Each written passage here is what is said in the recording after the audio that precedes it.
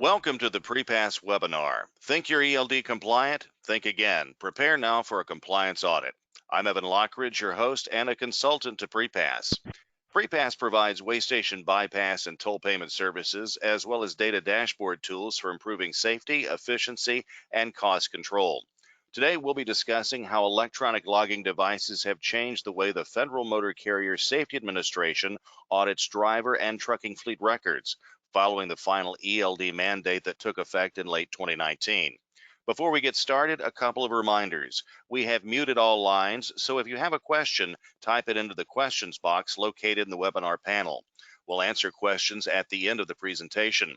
Also, at the end of the webinar, you'll receive a quick survey, so please take a few moments to provide your feedback. At this time, I'd like to welcome our presenter, Dave Osiecki, President and CEO of Scopelitis Transportation Consulting. Mr. Osiecki began his trucking career more than 30 years ago with the U.S. Department of Transportation before spending 2 decades with the American Trucking Associations, where he worked on safety, policy, regulatory, and advocacy-related matters. As President and CEO of Scopelitis Transportation Consulting, he's a regular speaker and commentator before transportation and motor carrier industry groups. Dave? All right. Thank you, Evan, and thanks to Pre-Pass Safety Alliance for sponsoring and hosting today's webinar. And thanks, as we start off, thanks for everyone for taking the time to log on and dial in. It's a great turnout. We have north of 300 people on the line and logged on today, so thank you for that. So what we're going to do is, obviously, we have a series of slides that we'll go through, and from an expectation standpoint, expect that my prepared remarks will be in the 40 to 45 minute range, and then we'll open it up to the Q&A session at the tail end. So with that said, I'm just going to jump right into it, and I wanted to start off by saying, yes, the first slide said compliance reviews, and if you're very close to this issue or very close to FMCSA, you may know by now that they recently changed the terminology. They now call them compliance investigations. So you will likely hear me say either CRs or CIs or maybe both. So they're one and the same thing. They just recently changed the terms. So with that said, here's the presentation outline. We're going to set the stage on these compliance investigations, and what that means is we're just kind of level set everybody on what they are and how the government and FMCSA, the Federal Motor Carrier Safety Administration, goes about doing them. And then we're going to dive pretty quickly into the actual investigation of ELD records for the purposes of determining hours of service compliance. And there's 2 aspects to the meat of the webinar and the meat of the investigation, frankly. And there's a pre-investigation element, and there's the actual investigation of the record. So we'll walk through what happens in the pre-investigation stage as well as the actual investigation. And then as we wind down, we'll talk about how do you prepare for an FMCSA or a state partner investigation of ELD records.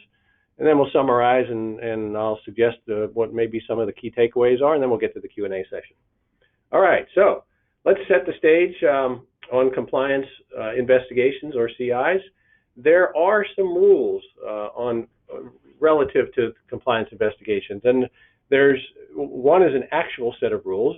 One is the 49 CFR Part 385. These are the safety fitness procedure rules, and these are primarily for the industry. Yes, they're the government rules. They're in Part 385. Some of you are probably very familiar with them, but in large part they're for the industry itself because they establish safety management controls that the FMCSA expects carriers to have in place.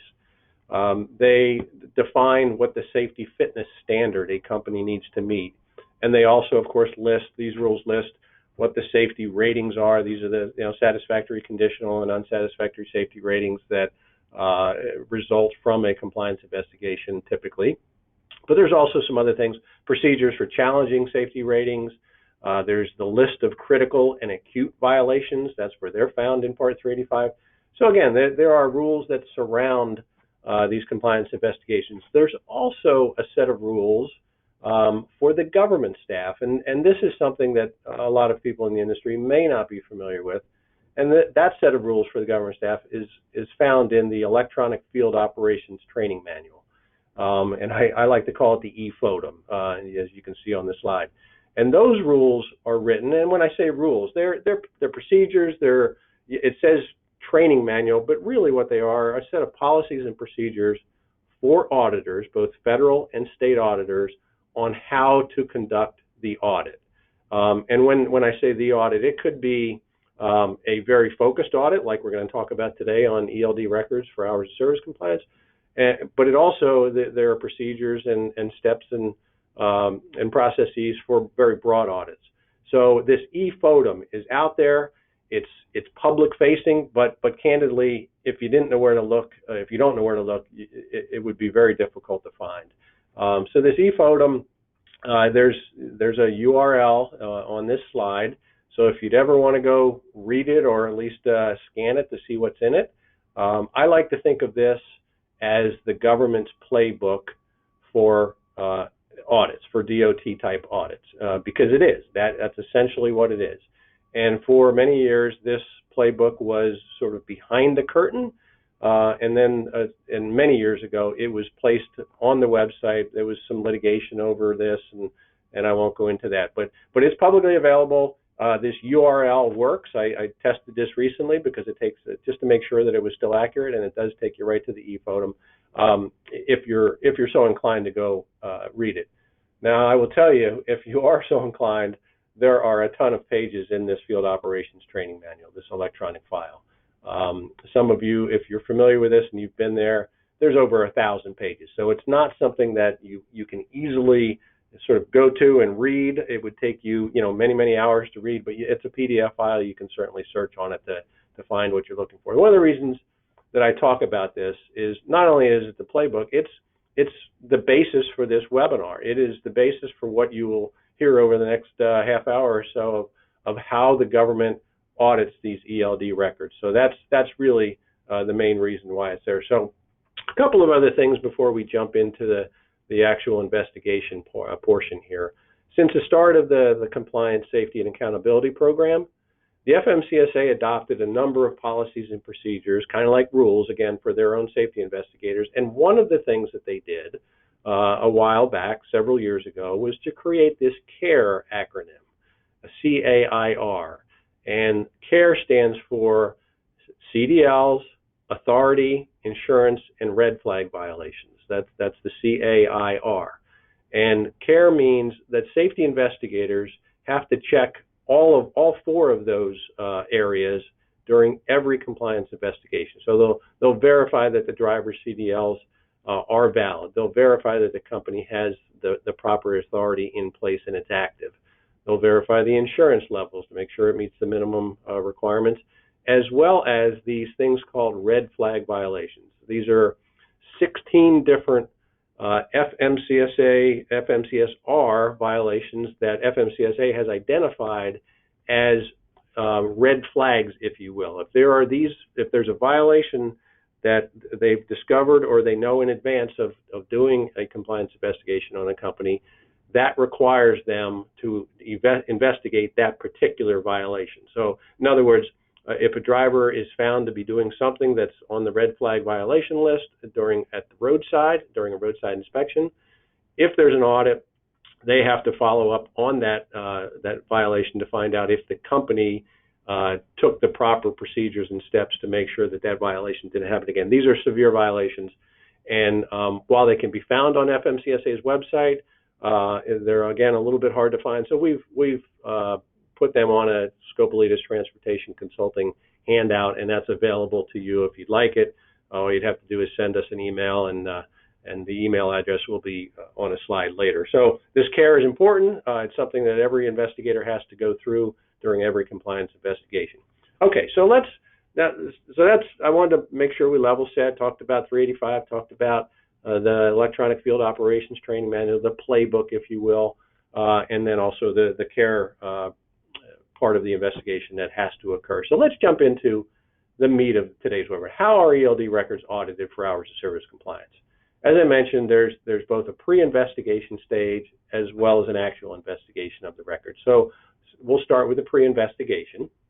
And there's really 9 or 10 steps that are identified in this e-FOTM, Electronic Field Operations Training Manual, during this pre-investigation stage.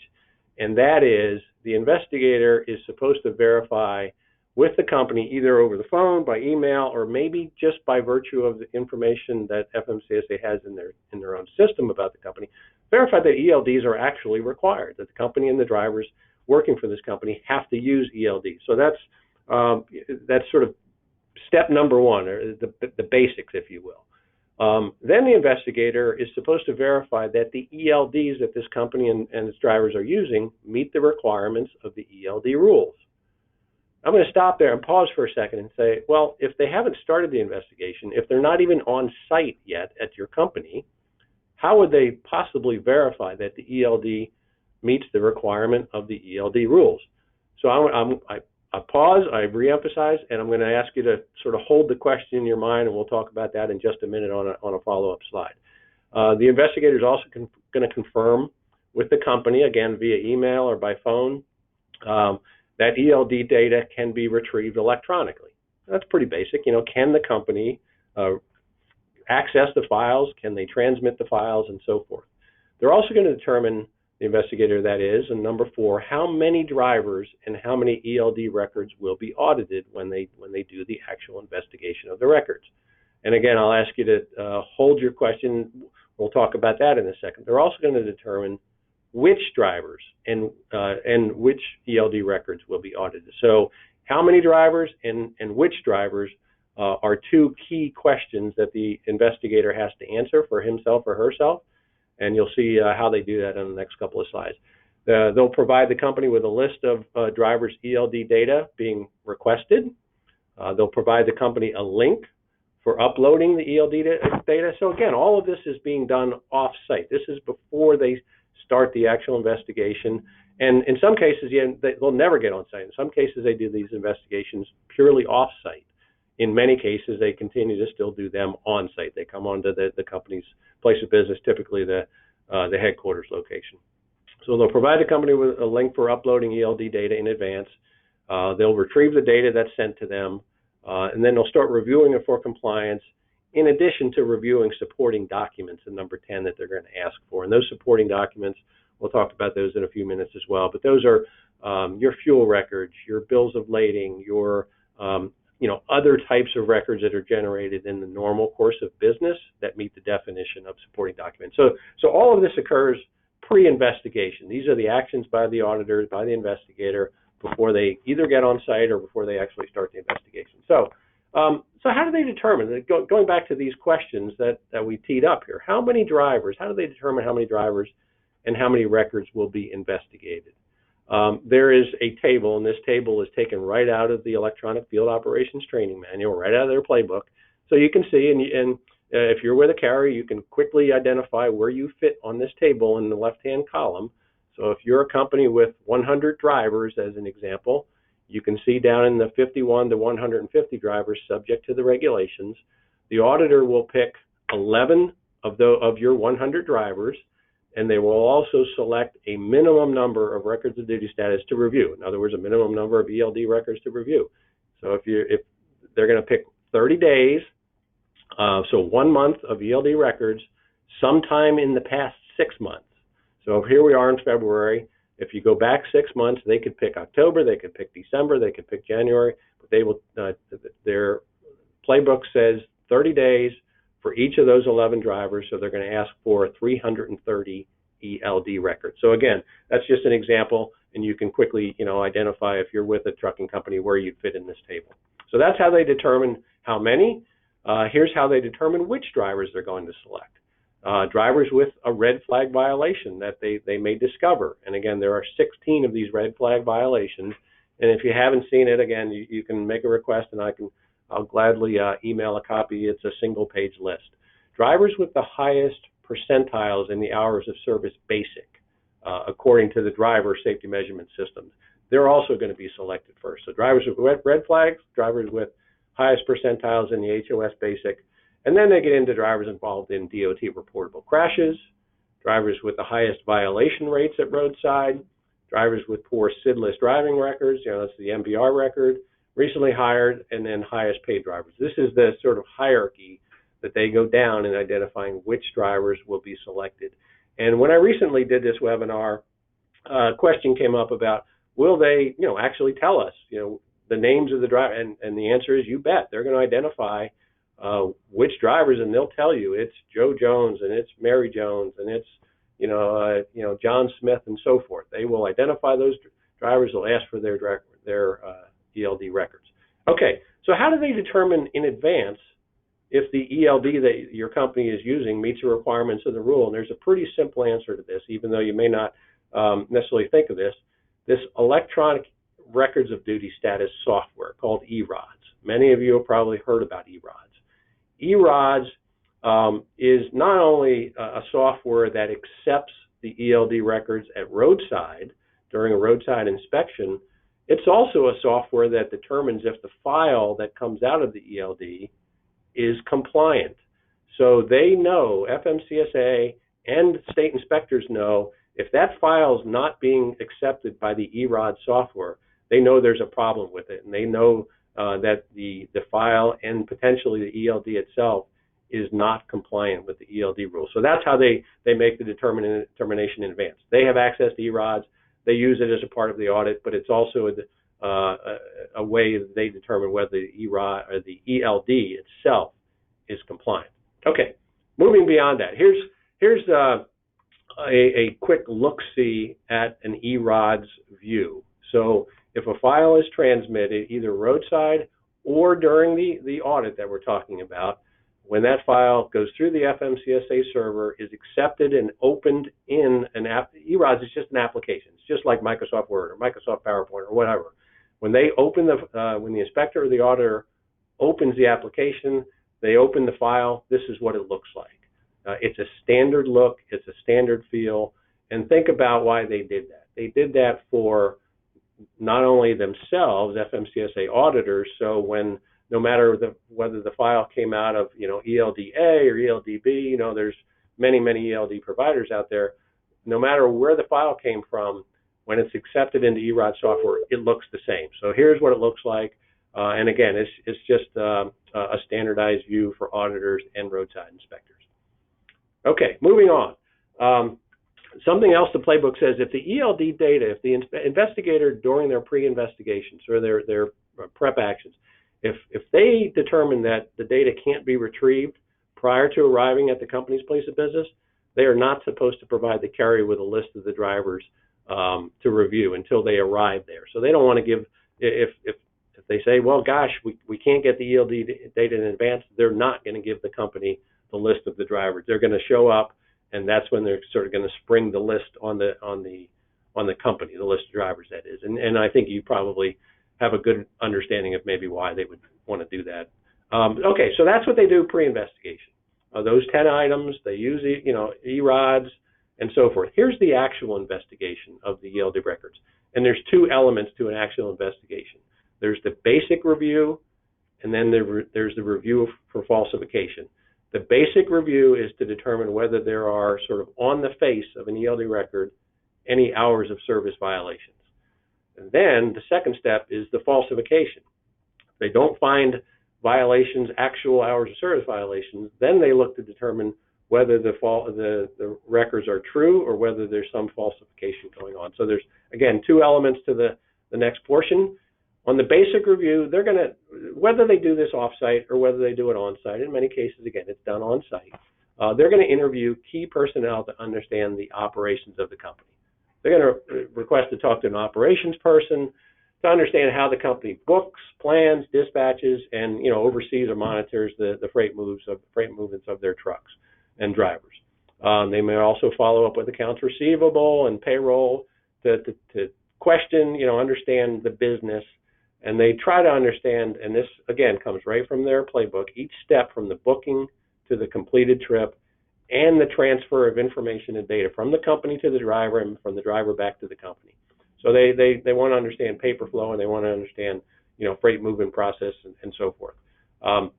They're also going to want to interview some other personnel to understand the operations. In this case, they might go beyond operations. They might go to safety personnel. They might actually go to some drivers. And again, they want to understand the lanes that the company operates in, general distances, the dispatching process, paper flow, pay system, all of those types of things.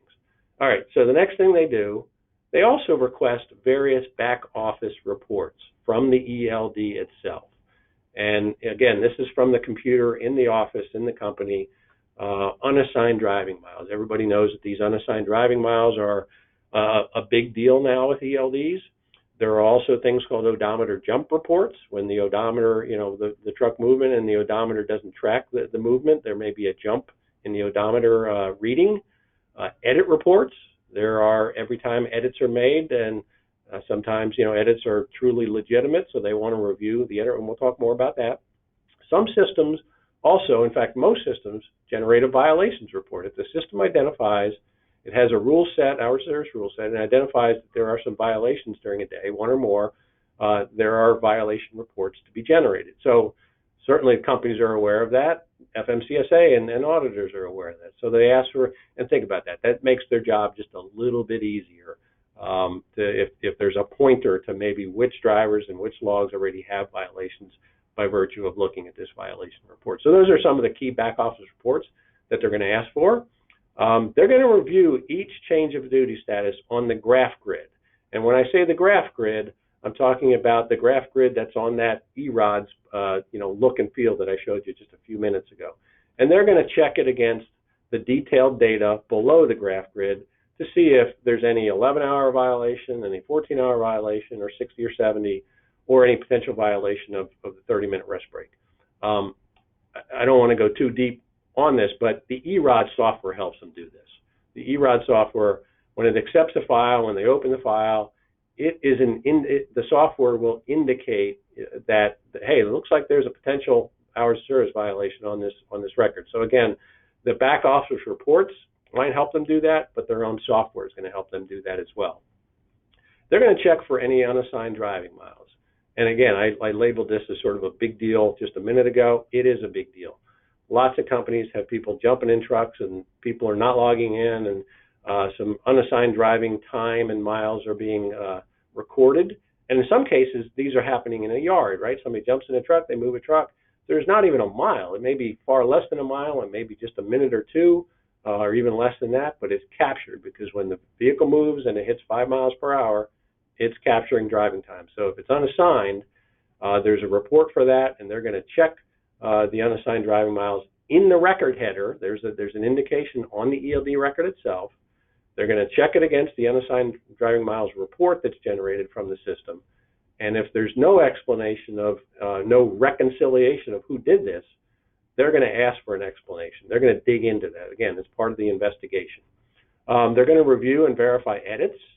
Anytime there's an edit made, and most of you, maybe all of you know that the back office can suggest edits to drivers, but it's the driver that has to accept the edit. And of course, in the ELD world, drivers themselves can make edits when they make mistakes. So the investigator is going to review and verify edits and look at the notations and compare them again against the detailed data down below the graph grid to evaluate what was really going on. Was this edit legitimate? Is there a reasonable notation and explanation of why the edit was needed? All right, moving on, there's just a couple more in the basic, and then we'll get into the falsification.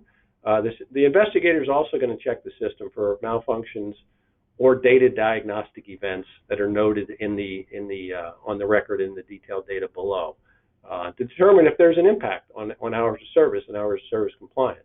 So that, again, and we'll talk a little bit more about this in the falsification piece, but they do a very high-level check of, okay, how many malfunctions, how many data diagnostics, does it appear that these malfunctions had any impact on the hours of service compliance by this particular driver? So again, part of the basic review. So that wraps up the basic review, the 7 steps in it. Again, it comes right from their playbook.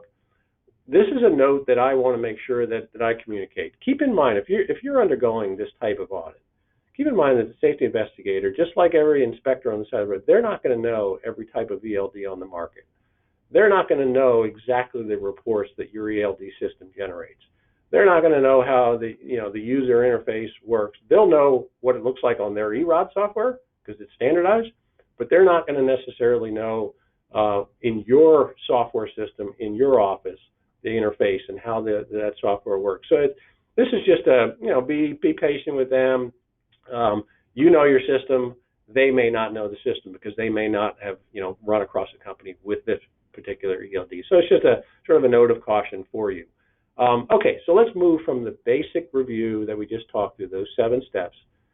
So if they don't determine on any hours of service violations, or even if they do, they're going to move to the next stage to see if there's also some falsification going on, or potentially some falsification.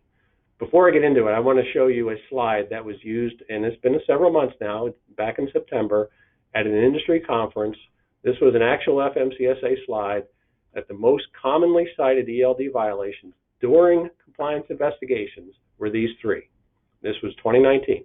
The motor carrier failed to ensure the driver's ELD record was accurate. Okay, what does that mean? That means there was some falsification going on. So ELDs have not gotten rid of a record falsification, and companies still need to verify that the records are accurate. So that was number 1. You can see number 2. The company failed to electronically produce the records. Maybe that's just a function of not knowing how to do it, or maybe it's a function of they didn't even keep the records. Maybe they deleted them. And then the third one, they failed to review records of unidentified driving. This is the unidentified driving miles that I spoke about a minute ago. So these were 2019 violations, again, coming directly from investigations, and this, again, coming directly from the FMCSA. Okay, so let's jump into the meat of looking for false records. So how do they do this? And again, this information is not something that I created, at Scopelitis. This is gleaned exactly from it's gleaned from their electronic field operations training manual. And again, this is a public document if you want to go back and read this information yourself. Okay, so what they do for falsification, they try to determine whether a driver is using different logins, different credentials to log in to perhaps spread his or her hours. So they're going to review a list of login and log out activity, and they're going to look at the ELD record data to show whether there's unassigned driving time. And the purpose of doing this is to determine, was a driver that they selected, are they using a different driver's login to, again, spread hours, to potentially gain hours during the week because they've sort of maxed out on the weekly hours under one login, so they've gone to another login. So it's a system manipulation opportunity for some drivers. I doubt that this happens much, but it's something that they're directed as an auditor to review and verify. Okay, the other thing they look at, and there are 7 or 8 steps here as well, just like there was in the basic. They're going to look for different locations. They're going to verify that the on-duty location when a driver comes on duty matches the location where that driver went off duty. So, and again, you can kind of see why they would do that. If the driver went off duty in, let's pick a city, Richmond, Virginia, and the driver went back on duty in Raleigh, North Carolina, how did that vehicle and how did that driver get from Richmond to Raleigh, North Carolina in an off-duty status? And, is that possible? I suppose it's possible, but they're going to verify that. And if they find that type of situation, off-duty in one location and on-duty in a different location, then they're going to start digging. How did that happen? They're also going to verify that the vehicle was not moved, while the driver was in the sleeper. And of course, there's always team operations, but they'll look at whether this was a solo operation and if that happened. If the locations are different, it's a pretty clear indicator that something's going on, and they're going to dig deeper to see if there's falsification going on. Okay, 30-minute rest break. Moving to the next one. They're going to verify as an auditor whether the rest breaks are accurate, meaning that they begin and end in the same location, similar to what we just talked about, but that they're also off-duty rest breaks, right? Because the broad requirement is the 30-minute rest break has to be in an off-duty status, unless you're hauling, hazmat and you have the attendance requirement and so forth. There's some exceptions to this general rule, but they're going to compare the beginning and ending odometer values to make sure that truck didn't move while the driver was in an off-duty 30-minute rest break status. One thing I'll tell you, we do mock audits here at the Scopelitis Consulting. And one thing that we do find is when we do these mock audits to companies, there are some drivers who claim on the ELD record that they're in an off-duty status taking the 30-minute rest break, and in reality they're at the fuel island, they're fueling the truck, and there's a very simple way to do it. You compare the fuel record to the ELD record, and you can determine whether or not the 30-minute rest break is truly an off-duty break or whether there's some fueling going on. So that's just one example of what we've found at STC when we do some mock audits. Okay, moving on, personal conveyance use. This is a big issue. In fact, the FMCSA playbook, their eFOTM, says personal conveyance is the most common source of false log violations. So, and you know that PC is flagged on the ELD record to make it look different, or it has to look different on the ELD record. So it's flagged. It's going to be very easily identified for the investigator that PC is being used, and they're going to check, 9 ways to Sunday, if you will, to make sure that that PC driving activity is truly meeting their guidance, the FMCSA guidance. There's now, legitimate uses of PC and not so legitimate uses of PC that are pretty clearly identified in their guidance. And one thing of note, and I highlighted it on this screen, the beginning and ending odometer values, when they're looking at PC use, may identify excessive distance. Well, what does that mean? There is no mileage limitation on PC, right? There's no hours limitation or time limitation on PC. But yet their playbook says, hey, if you're auditing, check the beginning and ending odometer values at the start of PC and the end of PC to see if there's an excessive distance. And that will vary by investigator. And if they determine that something looks excessive to them, then they'll, again, start asking more questions, start digging deeper. So be aware, if you're allowing drivers to use PC, be aware that this is, in their view, a common source of false log violation, and they will dig pretty deep and pretty hard when they're looking at it. Again, they're going to verify the edits and the notes being made by the driver and the company when it comes to edits.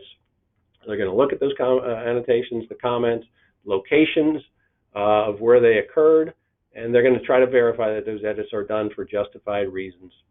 And again, a note here, falsification may occur when the driver edits on-duty, not driving time to off-duty or sleeper berth time. And by doing this, the driver can obtain more driving hours for. I again put that on there because that comes straight from their playbook. They're aware that this, edits is an opportunity for falsification. Think about this. You driver edit line 4, and he was on duty, but he chose to edit it and put it up in the off-duty section. It can be reality with some drivers, and it's something that companies need to continue to monitor. Here's something, number 6, that you may not have thought about. Maybe all of these things you've thought about. Maybe you do this as a part of your internal system, or maybe you've said you're going to do it, but you haven't done it yet. But this may not be one of the ones you've thought about. Everybody has system settings, right? We all have smartphones, we all have tablets, and ELD has settings, right? And I will tell you, we all, sometimes you have to figure out in your settings how to change things, and you get frustrated because you can't find it. Well, there are settings for ELDs, and the investigator is going to review the settings on your ELD in your ELD software to ensure that no feature allows the company to customize the thresholds that would be in violation of the ELD rules. Well, what the heck does that mean? Well, there's an example, again, in green on this slide that comes directly from the playbook. And the example is there a system setting that the company could change to increase the 5 miles per hour for the vehicle motion status? Right? So there has to be a hard-coded 5 miles per hour in the software that as soon as a truck hits 5 miles per hour, the ELD kicks the driver into a driving status.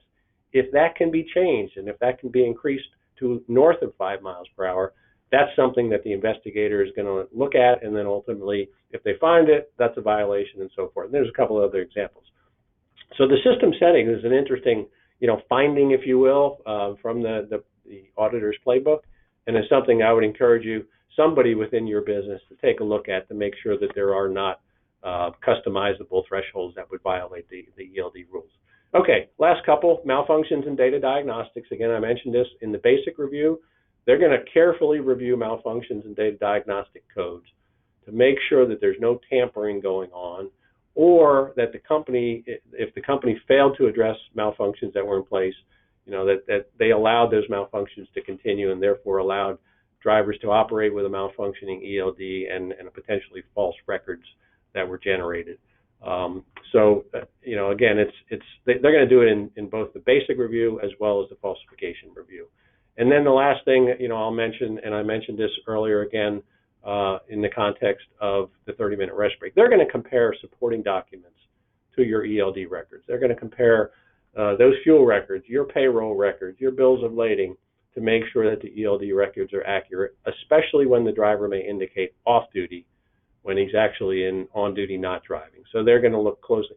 Let's face it, driving time in an ELD is captured and it's accurate. What may not be accurate is on duty not driving time, that line 4, as well as line 2 and line 1 on the ELD record, right? Those are the falsification opportunities. And a note I made on the slide, I made this note with the 2 asterisks. Supporting documents must, according to the ELD regulations, be filed in a way that allows an auditor to match them. So just a note, you have to make sure that your supporting documents can be retrieved from the filing system in a pretty quick manner and would allow for matching to an ELD record. And again, fueling records are one good example of that. Okay, so that runs the basic and the falsification review. Now preparing for an ELD investigation. How do you prepare? Well, I alluded to this earlier. You should create and follow an internal auditing system. ELD records and ELDs, did not get rid of all falsification. In fact, it continues to occur. So companies need to continue to have some type of internal auditing system. And you get to determine how often do you do it, how many drivers and records do you check out under what interval, what system, ELD system reports that you want to use, what supporting documents you want to use. Do you want to look at this log-in, log-out activity as well as the PC and the yard moves? I didn't talk much about yard moves. It's really not in the FODM, but again, yard moves is something that you have to pay attention to. And the other thing is, do you want to try to use this eRODS system? And there is an opportunity to use web. There's a web version of eRODS. Now, there's some debate on whether this works, and we'll talk about that in a couple of minutes. But there is a part of FMCSA's website that seems to allow companies to push a file into eRODS, at least to give the company a look-see of what it looks like when an inspector or auditor is looking at your records. Okay, a couple of other things, how to prepare. You can consider this as a shameless self-plug. You can consider using a consultant to conduct a mock audit, because there are those of us out here that do that. We sample records and select drivers consistent with the FMCSA procedures and playbook and so forth. So that's another way to prepare. So wrapping up here, we're 40 minutes into the presentation, and we certainly want to leave some time for your questions. Some key takeaways and some nuggets. Have good policies and practices in place as it relates to your internal systems. Make sure you use if you've got an internal auditing system, make sure you use it consistent with your policies, especially for ELD records. You might consider using this web eRODS, and there's a URL, there's a link right to it here, and again, it takes you right to the FMCSA site. And interestingly, I spoke with a gentleman in the field yesterday in the industry who does mock audits, and he said, Dave, he said that the web eRODS isn't working. And so I talked to a carrier earlier today, and they said, yeah, we couldn't get our ELD files to work in the web eRODS system at this URL. But then I went to FMCSA this morning and said, hey, is your web eRODS system working? And they swear up and down it's working. So I'm not going to vouch for it, but I will tell you, if you're not familiar with eRODS, go to this web eRODS because it explains more about what it is. You can actually take a tour of the file, take a tour of the look, the example that I showed earlier, the template, and whether it accepts your file or not to take a look at yours. I don't know. But if you haven't been to this website, I'd encourage you to at least take a look at it and use it potentially as a training tool for your team and your drivers. Understand the governor's auditing, government's auditing practices.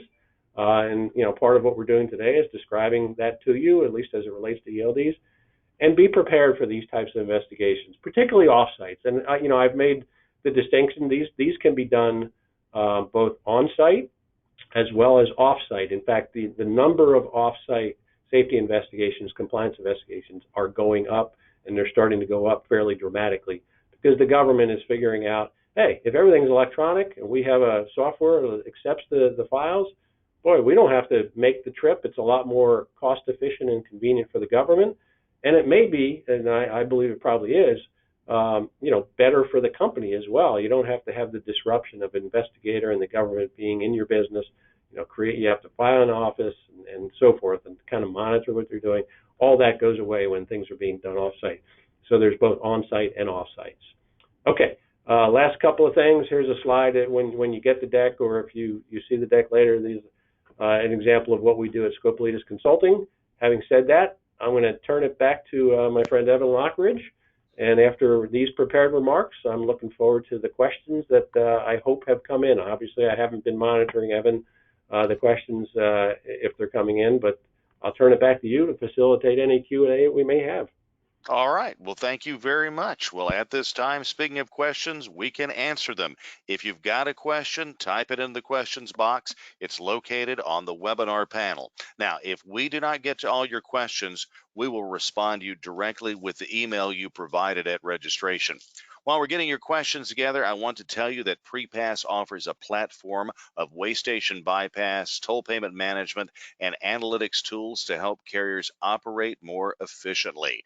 With a variety of technology options, including transponders, mobile apps, web portals, you can create a solution specific to your needs.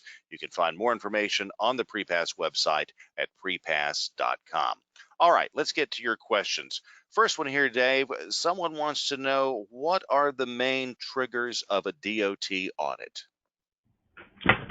Yeah, so the main triggers are typically elevated CSA scores.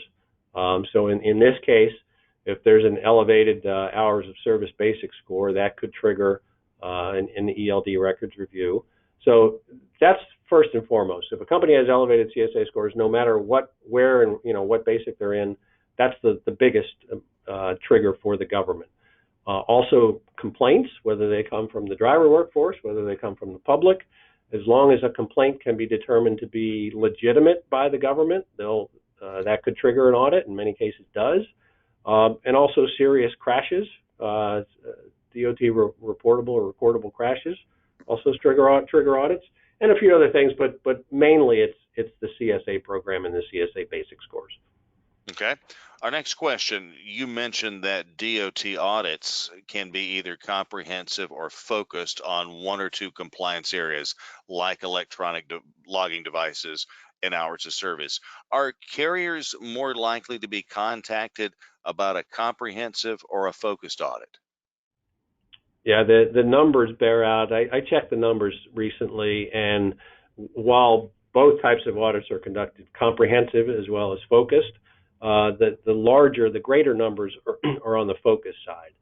So again, that goes to if there are some elevated basic scores in a couple of CSA basics, that'll trigger an audit, and it'll trigger typically a focused audit on just those one or two particular areas. Okay. Now, a little earlier, you were mentioning about the web version of eRODS. And of course, I know you said some people had said there had been problems with it. But is this the same as the web version? Is it the same as the roadside inspector's version of eRODS? Yeah, interesting question. So the output is the same. In other words, the look and feel of the ELD record in using the web version of eRODS versus the actual version of eRODS, the output, the look is the same. But the inspector's version or the auditor's version has more functionality. In other words, it's gonna do more for the inspector. It's gonna do more for the auditor. It's gonna point them to potential violations. So it's a little bit more functional. It's a little bit it operates slightly differently for the auditor or inspector because of their job, right? But the web eRODS version, if you're able to upload a file as the website indicates, you'll see. I mean, the look and feel will be the same. You'll see what the auditor sees. You'll see what the inspector sees. And again, I think it's a great training tool for drivers if you can get it to work. And right now, I think that is an F. Okay. Another question here. Someone wants to know, should we show or let an audit occur for a driver already terminated more than a month ago? Yeah, I mean, I don't know that you're going to have a choice in that case. FMCSA will select the drivers, and the fact that somebody may have been terminated won't necessarily change that they've selected that driver, but it could change whether or not they include any potential violations, on the report, or whether they do anything about those violations. Because if you term somebody for violating, that's a good fact, but it won't necessarily change them selecting that driver's records during the audit. Okay. Next question.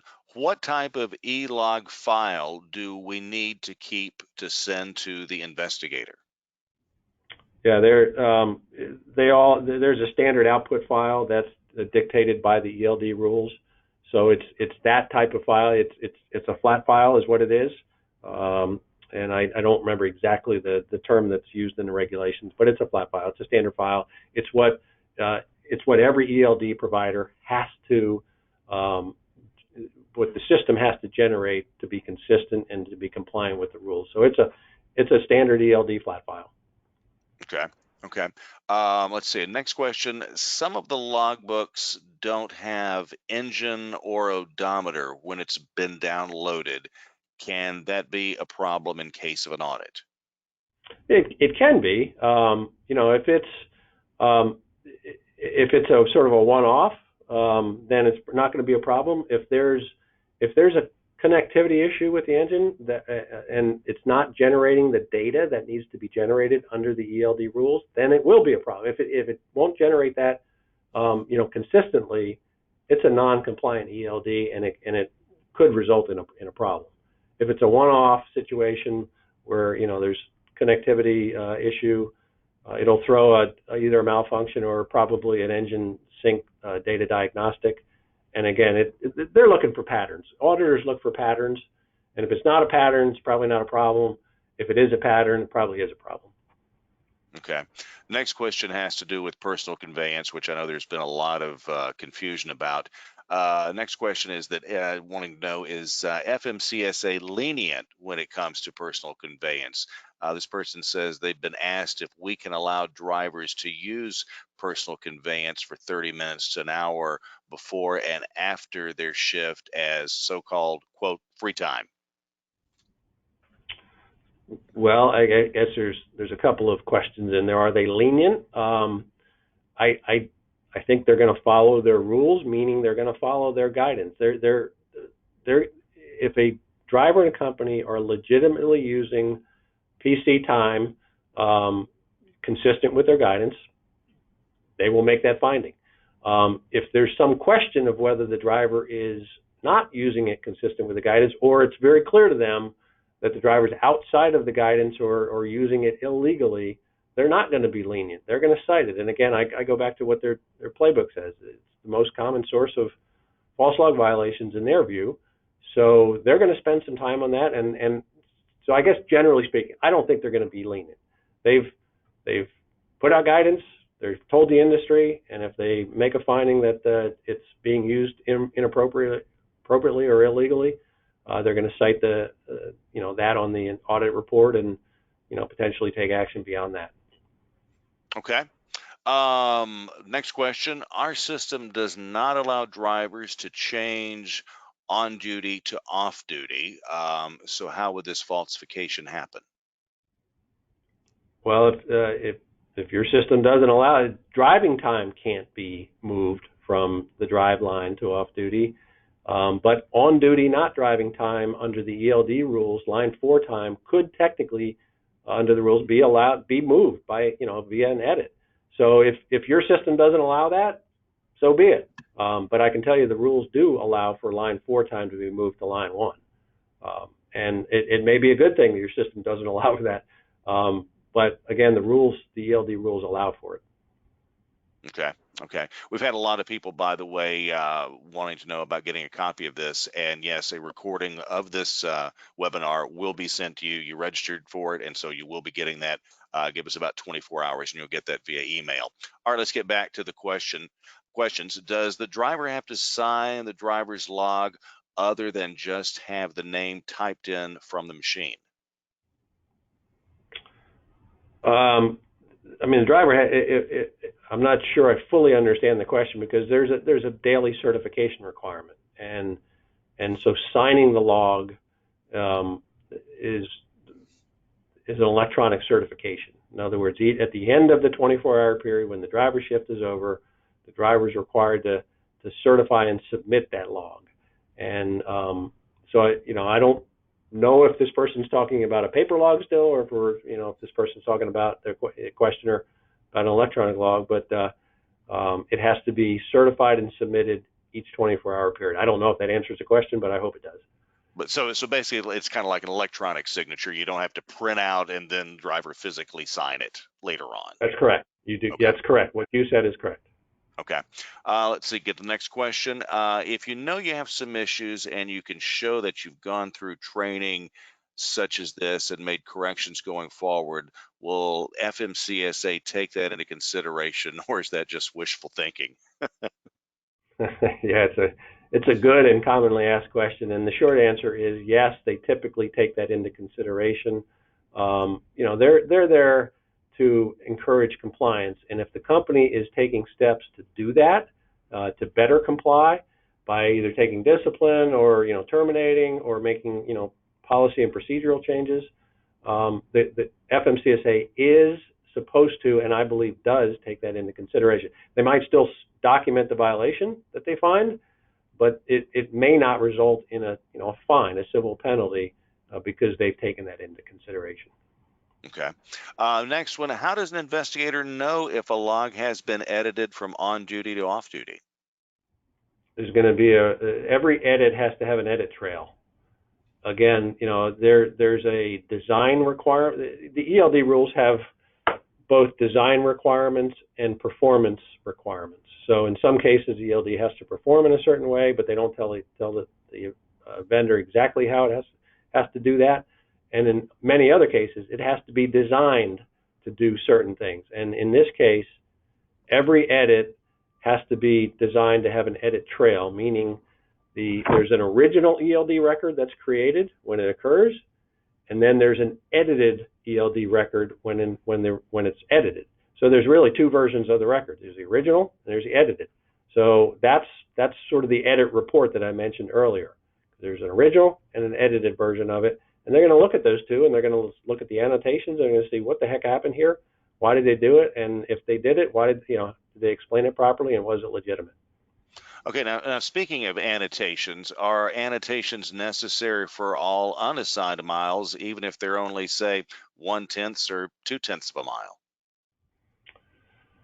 Yeah, that's an interesting question. That's a tough one, because the rules don't say exactly how these unassigned driving miles have to be reconciled or have to be dealt with.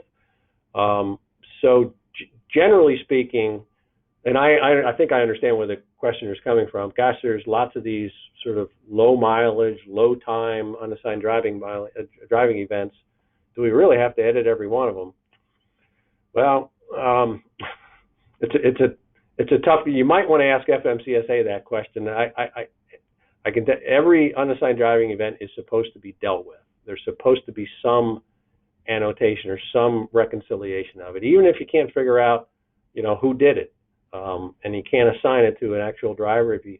Maybe you just say it's mechanic yard move, those types of things. So I believe it does have to have an annotation, each one of them.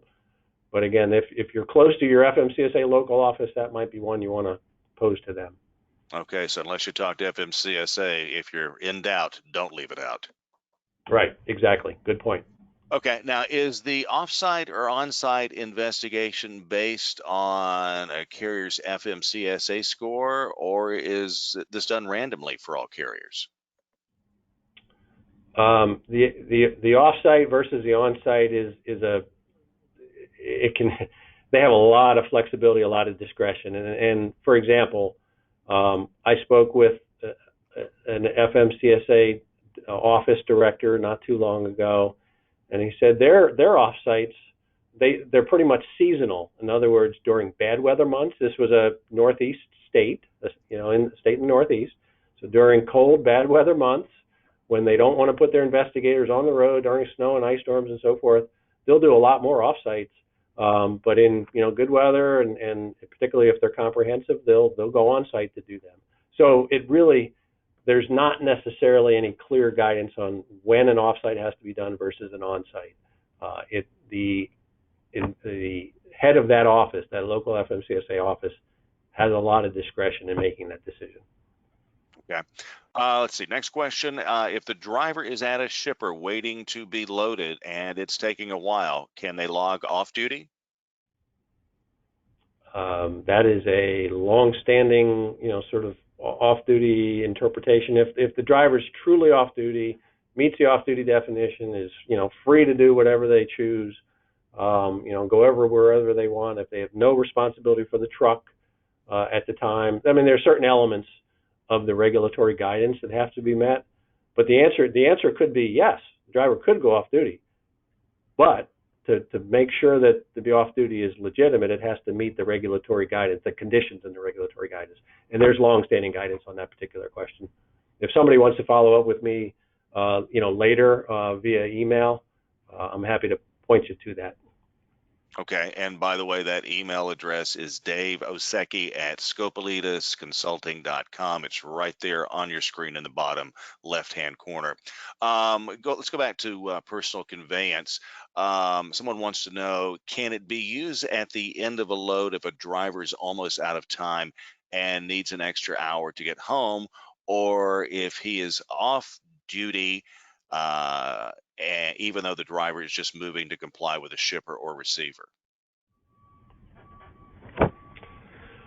I'm always a little reluctant to answer these types of questions definitively because I don't feel like I always have all the facts. And what I would point, there was guidance issued in June of 2018, I believe. I believe it was June of 2018. Sometimes I get my years mixed. But there are very clear allowances, and there are very clear, illegal uses of PC. And it's not tied to whether the truck is loaded or unloaded anymore, like it used to be. And can a driver, to get to some of the specific, can a driver, be out of hours and still operate PC back to his home? The answer is yes. In some cases, and the answer might be no in some cases. I just don't. I'm not comfortable answering it without a whole set of facts. I would point the person to, here are the 7 or 8 legitimate uses. Here are the 7 or 8 non-legitimate uses, and you kind of have to look at your facts and see where it falls on those two lists. Okay. Okay. Now, this goes back to something you mentioned earlier in reference to a driver being a lot waiting to be loaded or unloading.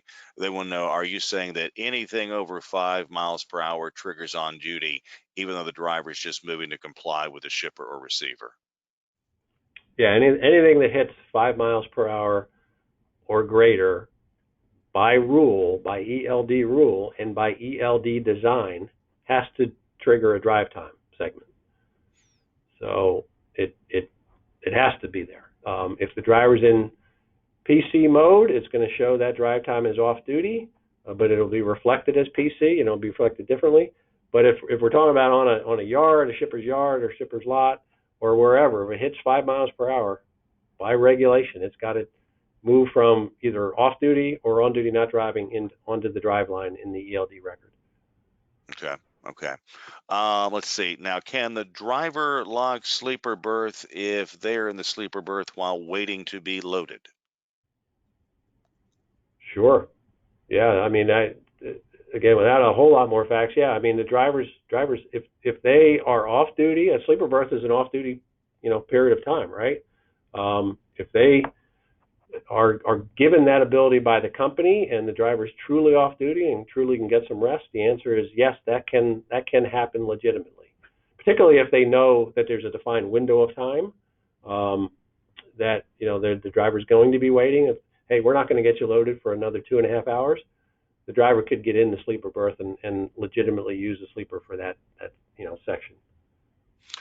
All right, a little earlier you were talking about keeping records, and regarding that, someone wants to know what you recommend for fuel receipts record keeping. I'm not sure I fully grasp the context of the I question. I guess mean, fuel receipts have to be say kept. something to organize them, some way to organize them. Yeah, I mean, you don't have to organize them by driver. I mean, most carriers get a monthly fuel report. Most carriers that I've worked with get a monthly fuel report, and as long as you keep them in a sort of fuel report file and they're accessible, and in most cases these are electronic files. These are electronic documents. So somebody's got them electronically. As long as they're organized, perhaps by week or by month, typically by month, I would think, by month and by year. As long as somebody knows the filing system, is able to access them pretty quickly, and to provide them to an auditor, they should be just fine. So I don't know that I've ever really made a specific recommendation of filing system for fuel reports. So it's up to the company, but there's only so many ways you can file an electronic file. You can name the folder whatever you want. You can, but typically they're monthly reports, right? So by month, by year, access them quickly, and you might want to check your filing system. That's why check your filing system to see, hey, can I pull my payroll records in a matter of hours? Can I pull my fuel records and find them and pull them, in a matter of a quick period of time? Because that's what they're going to be faced with if they're faced with an audit. Okay. Let's see. Another question here. The attendee says, I've heard that motor carriers must send an email to FMCSA informing them that their ELD malfunctioned to receive permission for the driver to use paper logs. My understanding is the driver may go to the paper log immediately when a malfunction has been identified and does not need FMCSA permission. So which is it, Dave? Yeah, it's the latter. The rules are very clear. When there's a malfunction and the system, the ELD simply isn't working, the driver has to automatically, go to paper logs. The driver also has to notify the company within 24 hours of that malfunction, and then the company has eight days to repair or replace the ELD. There is a mother may I for an extension of that 8-day period. The carrier, should email FMCSA and ask for an extension of that period if they can't repair or replace within 8 days. But there is no, email mother may I type request for a driver to go to paper logs. That just doesn't exist. It's an automatic transition to paper logs if there's an actual malfunctioning happening. Okay, Dave, if you've got the extra time, we're going to go for just a little bit longer. I know it's been an hour, but if you got the time, we can take a few more questions because we still got some. Is that good with you? Yeah, I'm good for just a couple more, and then I'm going to have to run. All right, don't want to keep you too long. I understand. Real quickly, let's see how many we can knock these out. How far back will FMCSA request ELD records? 6 months is the window of the retention window, so they typically do not go back any further than 6 months. When I say typically, they could, but they usually don't, because again, the record retention requirement is 6 months. So they're going to ask for that 30-day period for each driver they select at some point during the past 6 months. Okay, another short one here. Are there scenarios when an ELD is not required, like local or short haul driving? Yeah, you bet. Yeah, there's short haul exemption, and as long as the company is meeting the conditions in the short haul exemption, an ELD is not required. And they're pretty, again, that the short haul exemption hasn't changed. So if the drivers were not required to keep paper logs because they were short haul drivers meeting the conditions of the exemption, they're not going to need ELDs and ELD records if they continue to meet the conditions of the short haul exemption. And I wrote a paper about that, this interaction between the short haul exemption and the ELD requirement. It's a couple-page article I wrote a few years ago. And again, if somebody's interested in that, feel free to email me, and I'm happy to send it out. Okay, and that email address is right there on your screen. Last question. When owner-operator is doing maintenance on their truck on his day off, do they need to use the driver personal conveyance mode on their ELD? I'm going to point I can't remember what the guidance says about that. I think that may be an illegal use of PC based on my recollection of the guidance, but the older I get, the more I forget. So I don't want to recall that one off the top of my head. I'd point them to I think that does meet the illegal use portion. All right, great information there. That is all the time we have for our webinar. Please do not forget to fill out the short survey, which you'll see in just a moment. You will get a recording of this webinar in about 24 hours. You get that email link to it, so be on the lookout for that. Don't forget to visit the Prepass webinar at Prepass website at prepass.com, where you can read blogs and white papers that can help your operations and listen to podcasts on current topics in the trucking industry. I'm Evan Lockridge for Dave Osiecki and everyone at Prepass. Thank you for attending today's webinar.